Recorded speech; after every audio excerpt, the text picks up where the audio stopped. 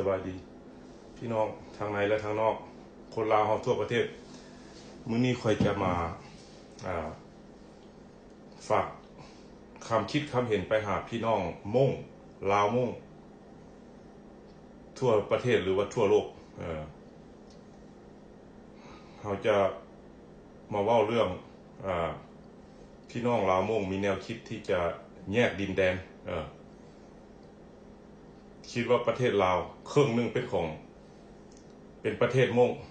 อันนี้จะขอฝากหาพี่น้องม่งทางนอกทั้งในสหรัฐหรือว่าในประเทศพี่น้องม่งคนลาวม่งเฮาอย่าสู้มีแนวคิดแบบนั้นพี่น้องมันเป็นแนวคิดที่ผิดมันเป็นแนวคิดที่บ่ถูกต้องเป็นแนวคิดที่บ่สร้างสรรค์เพราะว่าจะเป็นลาวม่งหรือว่าทุกๆชนเผ่าในประเทศลาวเฮามันก็ลาวคือกันดังนั้นค่อยจะออกมาเว้าแบบนี้อยากให้พี่น้องลาวม่งเฮาให้เข้าใจเพราะว่าเฮาก็คนชาติลาวเดียวกันถ้าว่าพี่น้องจะไปคิดแยกแบ่งดินหรือว่าเขียนว่าเป็นประเทศม่งพี่น้องคิดผิดแล้วเฮาอยู่กันด้วยสันติวิธีพวกเจ้าจะมาคิดเครียดแค้นว่าคนลาวนี่ฆ่าพวกเจ้าหมดเจ้าคิดผิดเพราะว่าทุกสิ่งทุกอย่างที่เกิดขึ้นหลังจาก1975นี่มันบ่แม่นคนลาวมาฆ่ามันเป็นระบอบมันเป็นลัทธิที่มาฆ่าหมดเจ้ามันเป็นลัทธิคอมมิวนิสต์เผด็จการที่มาฆ่าหมดเจ้าบ่แม่นคนลาวในชาติหรือว่านอกประเทศเด้ออย่าคิดแนวนั้นเพราะเฮาคนลาวคือกันพวกคอยอยู่นอกก็มีความสูญเสียคือกันแล้วก็มีความรู้สึกคล้ายๆแบบเดียวกันพวกเขาเสียย้อนระบอบการเมืองการปกครองระบอบเผด็จการคอมมิวนิสต์เวียดนามมันเอาเข้ามายึดประเทศเฮาแล้วก็ฆ่าพี่น้องชนเผ่าที่มีแนวคิดที่ต่อต้านกับระบอบแต่อย่าสุคิดว่าประเทศลาวมันจะมาแยกดินแดนพวกเฮาจับกันเป็น2 กำ 2 ฝ่ายหรือว่าแยกผืนแผ่นดินลาวไปเป็นของม่งพวกเจ้าคิดผิดประเทศม่งบ่มีในผืนแผ่นดินแต่ว่าคนลาวม่งเป็นเผ่าหนึ่งของคนลาวที่พระมหากษัตริย์บรรพบุรุษของเฮาได้ให้พวกเฮารวมกันเป็นหนึ่งเดียวคือเป็นคนลาวคือกันดังนั้นพี่น้องลาวม่งอย่าได้คิดแนวนั้นพี่น้องเพราะว่าเฮาลาวเพื่อนเฮาก็ฮักกันถ้าว่าพวกเจ้าสิคิดแนวนั้น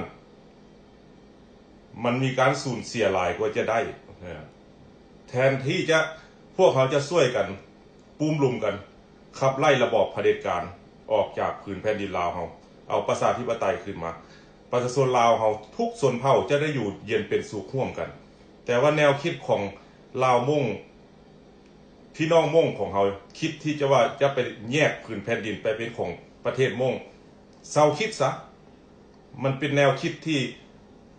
บ่ดีเป็นแนวคิดที่เป็นไปบ่ได้เพราะว่าพระมหากษัตริย์ของลาวในรุ่นก่อนเพิ่นให้พวกเจ้ามาอยู่มาอาศัยแล้วก็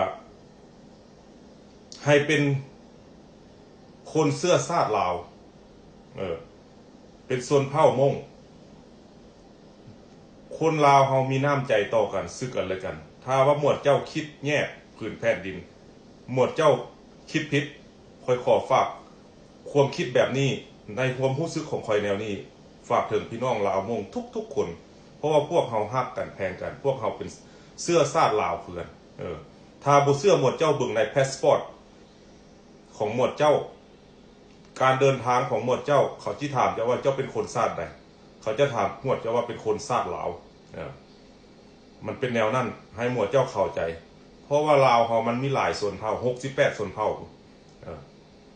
ดังนั้นล่ะพวกเจ้าคิดจะแยกนี่บ่มีไผจะยอมไผดอกแต่บ่มีเผ่าใดจะยอมเผ่าใดเพราะว่าเฮาเป็นลาวคือกันสิ่งที่เกิดเหตุในหมวดกับชนเผ่าม่งหรือว่าลาวทุกๆเผ่าในการ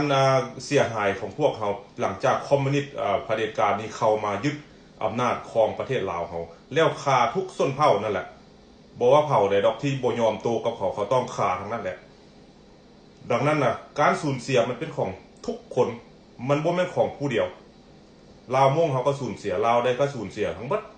ย้อนระบอบการเมืองการปกครองอยากให้พี่น้องม่งเข้าใจแนวนั้นเด้ออย่าสุคิดว่าจะแยกผืนแผ่นดินแต่แม่เอาเครื่องหนึ่งเป็นประเทศม่งหมวดเจ้าคิดผิดคาคิดผิดคิดใหม่ได้เฮ็ดใหม่ทำไม่ได้เฮาคนลาวคือกันอย่าได้แยกแบบนั้นถ้าสิ่งที่ดีที่สุดแหละพวกเขามาเข้ากันรวมกันเป็นหนึ่งเดียวเฮากับลาวคือกันระบอบที่มันก็ทำกับพวกเขามันฆ่าเฮาคือระบอบเผด็จการแก้วแดงเอาพวกลาวแดงสมองควยนี่เข้ามาปกครองลาวเฮาแล้วก็ฆ่าชนชาติชนเผ่าเฮาพวกเขาจึงแตกทุกหนทุกแห่งทั่วโลกนี้ดังนั้นให้เข้าใจว่าบ่แม่นคนลาวเสื้อชาติลาวฆ่ากันเองเด้อมันเป็นระบอบแต่มันไส้ลาวโง่ที่มาฆ่าพวกเขาหลังจาก1975ทุกคนเสียใจคนลาวในชาติทุกชาติชนเผ่าเสียใจแต่ว่าหมวดเจ้าต้องได้คิดใหม่ว่าอย่าไปแต้มว่าเป็นแม่ของประเทศม่งมันบ่มีในโลกผืนนี้เพราะว่าชนชาติม่งเมื่อก่อนได้เสียอาณาจักรให้จีนไปตั้งสมัย400-500 ปีหมดเจ้าได้แตกไปทั่วเอเชียอยู่ทั่วทุกประเทศในภาคพื้นเอเชียอยู่ไทยอยู่ลาวอยู่ประเทศเวียดนามอยู่เขมรล้วนแล้วแต่หมดเจ้าได้เสียเมื่อก่อนแล้วแต่ว่าคนลาวเฮาบรรพบุรุษของเฮาเพิ่นใจดีให้ลาวม่งเข้ามาอยู่นำร่วมกันสันติวิธีพวกเขาก็อยู่นำกันตลอดจนระบอบเผด็จการคอมมิวนิสต์เข้ามาเขาจึงฆ่าทุกชนเผ่าดังนั้นทุกคนมีความเสียหายแต่หมวดเจ้าบ่ต้องคิดว่าจะแยกผืนแผ่นดินเด้อพี่น้องลาวม่งเด้อทุกคนฮักกันคอยก็ฮักหมวดเจ้าคือกันหมวดเจ้าก็ต้องฮักหมวดข่อยคือกันเพราะว่าเฮาเป็นลาวจะอยู่ในอยู่นอกให้ต้องได้เข้าใจว่าพวกที่เฮาสูญเสียนี่ย้อนระบอบเผด็จการคอมมิวนิสต์มันบ่แม่นคนลาวต่อคนลาวเด้ออย่าได้คิดแบบนั้นคอยขอฝากมาเท่านี้แหละด้วยความฮักแพงคนลาวเฮาทุกชาติ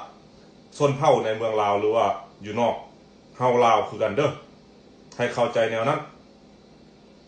ด้วยความฮักและเป็นห่วงคอยฝากมาเท่านี้ละให้แชร์เข้าไปให้พี่น้องลาวม่งได้ถ้าว่าลาวม่ง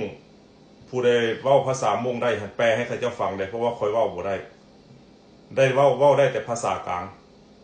โอเคเด้อพี่น้องเด้อขอบใจพี่น้องม่งต้องคิดแนวเดียวกันว่าเฮาคือลาวคือกันบ่ต้องแยกผืนแผ่นดินเป็นแนวคิดที่ผิดที่สุดเลยพบกันใหม่เด้อขอบใจ